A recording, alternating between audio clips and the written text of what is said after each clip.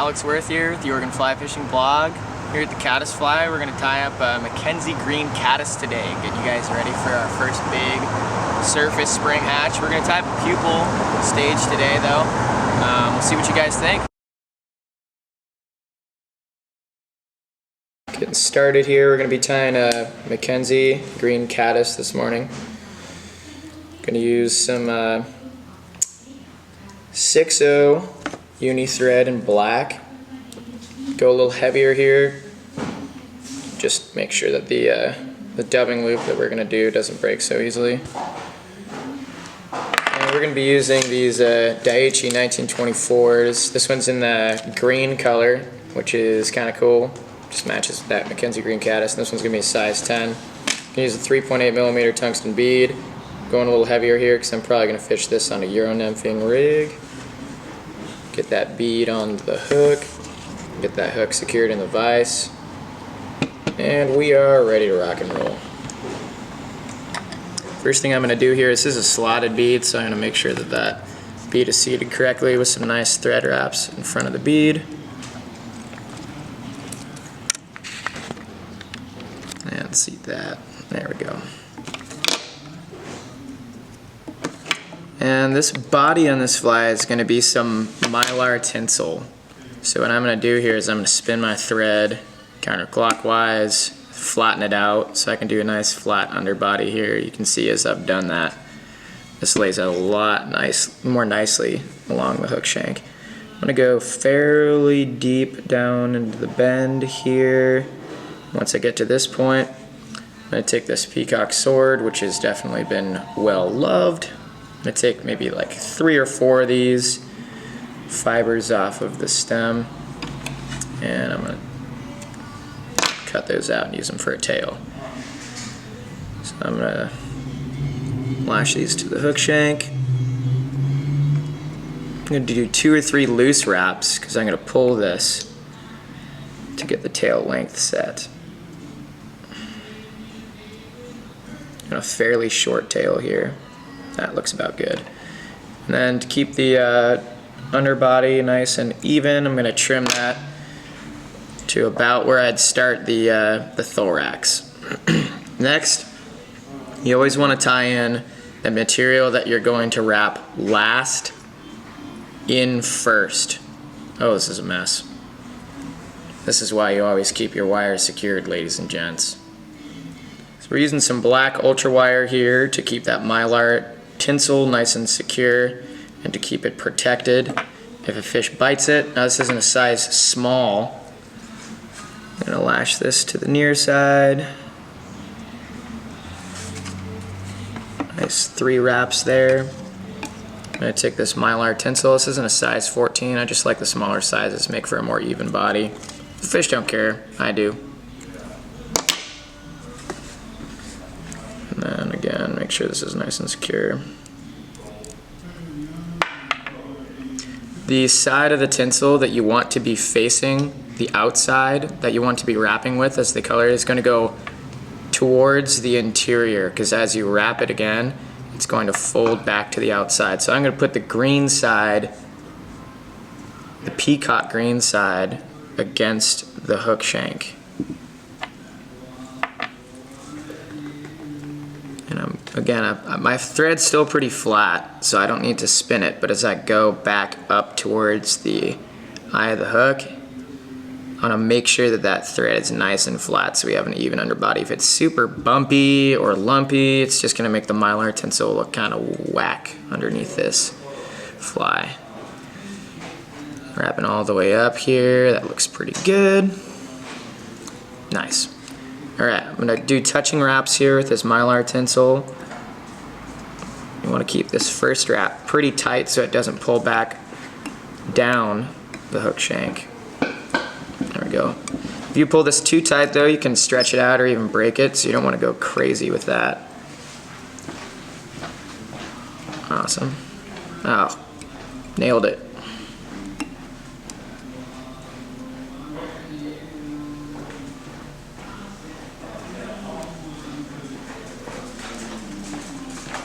Wrapping our way up.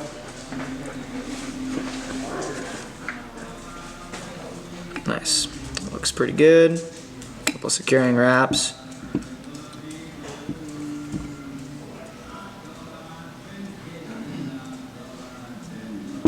I like to wrap it back too, just for a little extra security.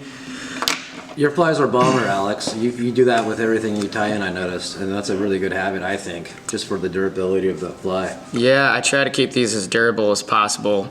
I also take a little page out of Jay Nicholas's book and use a liberal amount of super glue, which I didn't even have along with me today, but you know, it helps makes your flies a little bit more durable. So if you fish with this stuff before, that Mylar tinsel, as soon as a fish's tooth hits it, it's just gonna get shredded. So I'll either use super glue underneath and then wrap the Mylar over that, or I'll use this wire and I'll wrap the wire over the Mylar tinsel just to make this a little bit more durable and less prone to breakage when a fish is eating that fly. Alright. Cool. And don't judge me, but I'm going to cut the wire. Okay. Next, we're going to take a couple pieces of this UV Pearl ice dub. I love how this makes the pupil body look sparkly, and this is a type of caddis fly that does emerge to the surface. If you watch that October caddis video, you might remember that. The October caddis is a type of caddis that crawls to the bank and emerges actually on rocks on the shore, but these are going to emerge on the surface. So this kind of looks a little bit like the air bubble that's trapped between the nymphal exoskeleton and the pupal exoskeleton, and that air bubble is what helps those caddis flies float to the surface to emerge. So that's fairly sparse. That might actually be a little bit more than I normally would do, so I'm gonna, oh, that didn't work. Pull that out.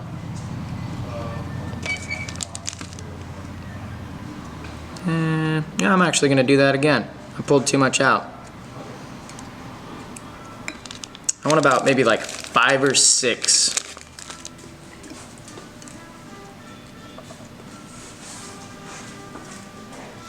That looks perfect. There we go. All right, next I'm going to take some CDC.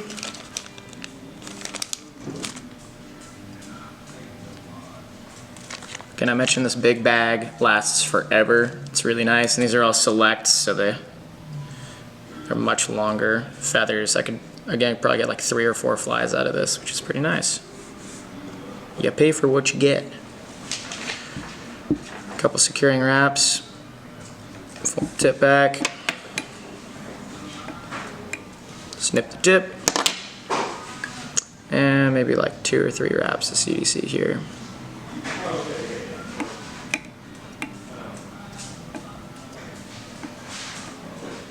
And that looks, actually that might even be a little much.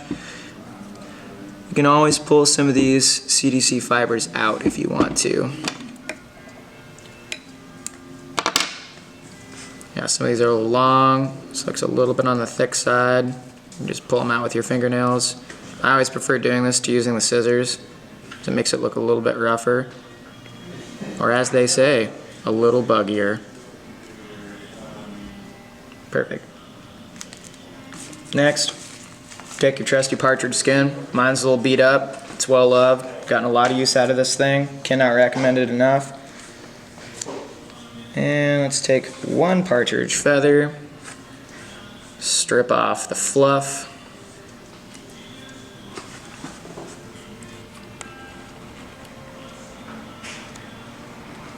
And just want 1 turn partridge here.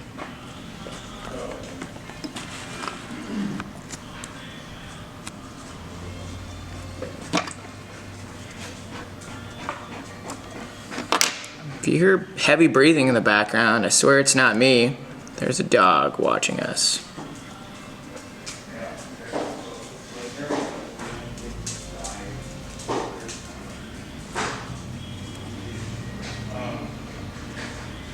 That looks pretty good.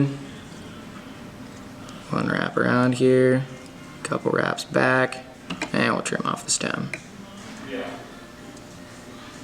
Another caffeinated morning for me. Nice shaky hands. Alright, last step here on this fly. Gonna do a dubbing loop. That's why I like the 6/0 thread. It's tougher to break. And with shaky hands and firm grip, makes for pretty easy thread break. Yeah, you're vicious. Nobody's afraid of you. Not you, viewers. I'm talking to the dog. Alright. Black Hare's Mask. Peacock Black Ice Dubbing. Gonna pick out some hair from the ear. Set that aside. I need a little bit more. If you don't want to use your fingernails, or you keep your fingernails trimmed short like I am too lazy to do, you can always just use your scissors. I like to get a little bit from the mask and a little bit from the ear. That way you got some different thicknesses of the under fur. Helps to build up the bulk a little bit, and you also get the spikiness of the hair from the ear. Oh, UPS person's here.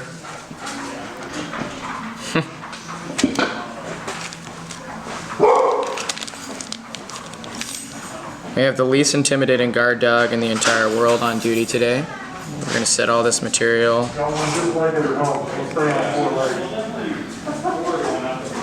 into the dubbing loop.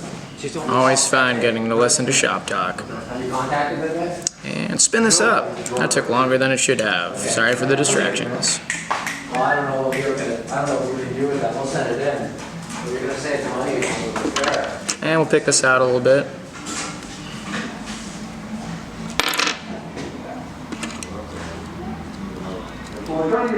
A finger brush in the bodkin. It's kind of the situation I use. Or the nice, disgusting old toothbrush. Also a great tool.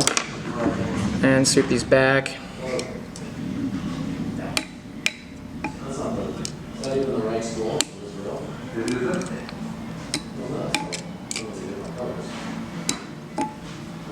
That's looking pretty good. Wrap it around twice. Once in front, once behind. And then a couple in front again. Take the tips of the scissors here. Be really careful you don't trim this too short.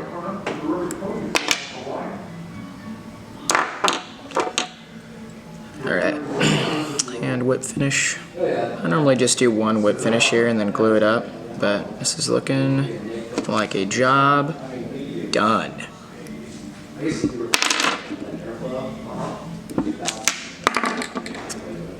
We'll take a little Zappa gap here just to finish this bad boy off.